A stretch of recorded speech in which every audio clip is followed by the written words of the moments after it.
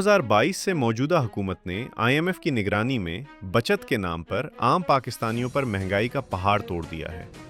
हुकूमत ने टैक्सों की भरमार कर दी और सबसिडी ख़त्म कर दी, लेकिन खुद अपने शाही अखराजात पर कोई रोक नहीं लगाई। उल्टा हुकूमत ने अपने खर्चों के मुंह मज़ीद खोल दिए हैं। अपने मनपसंद लोगों को खुश करने और सियासी वफादारियां खरीदने के लिए सरकारी ख़जाने को दोनों हाथों से लुटाया जा रहा है। इस सारे अमल का बोझ सिर्फ आम पाकिस्तानी और ईमानदारी से टैक्स देने वाले कारोबारी तबके पर पड़ा है। नतीजा ये निकला है कि कारोबार बंद हो रहे हैं, बेरोज़गारी बढ़ रही है और अंदाजे के मुताबिक अब हर दूसरा पाकिस्तानी गुर्बत की लकीर से नीचे जा चुका है। किसानों का हाल भी बुरा है और देही इलाकों में गुर्बत बहुत ज़्यादा बढ़ गई है। बदकिस्मती से आईएमएफ की पॉलिसियों की वजह से पाकिस्तान आने वाले कई सालों तक माशी तरक्की ना होने, लो ग्रोथ के जाल में फंस गया है। सरकारी आदादो शुमार के मुताबिक अगर 2022 से अब तक का जायज़ा लें तो मालूम होता है कि हुकूमत ने 50.4 खरब रुपए से ज़ायद के नए टैक्स लगाए हैं।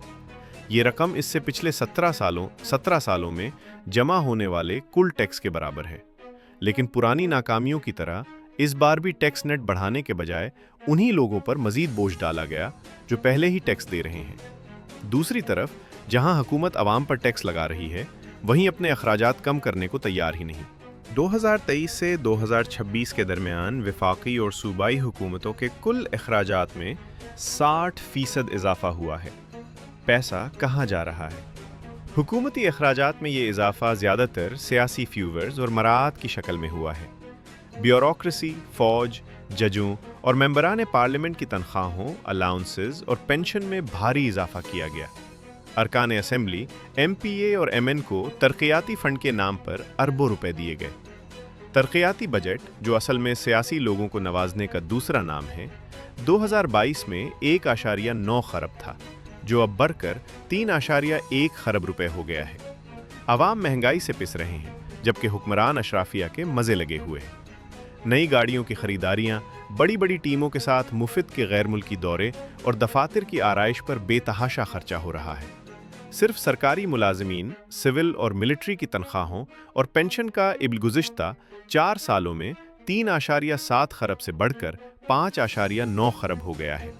यानी आवाम से निचोड़े गए टैक्स का 38% हिस्सा सिर्फ उनकी तनख्वाहों में चला जाता है। हैरत की बात यह है कि यह सब कुछ आईएमएफ की नाक के नीचे हो रहा है, जो खुद इस बचत पॉलिसी का खालिक है।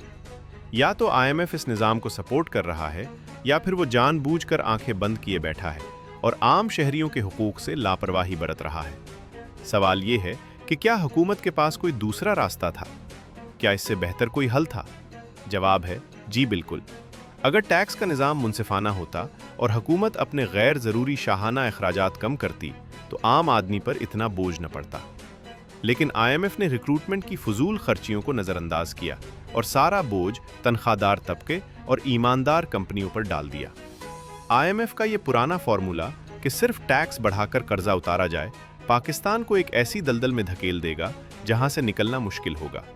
हिसाब किताब से पता चलता है कि कर्जों को कंट्रोल करने के लिए हुकूमत को मजीद टैक्स इकट्ठा करना पड़ेगा और आईएमएफ के मौजूदा तरीक़ाकार के मुताबिक ये टैक्स फिर से इन्हीं लोगों पर लगेगा जो पहले ही टैक्स दे रहे हैं।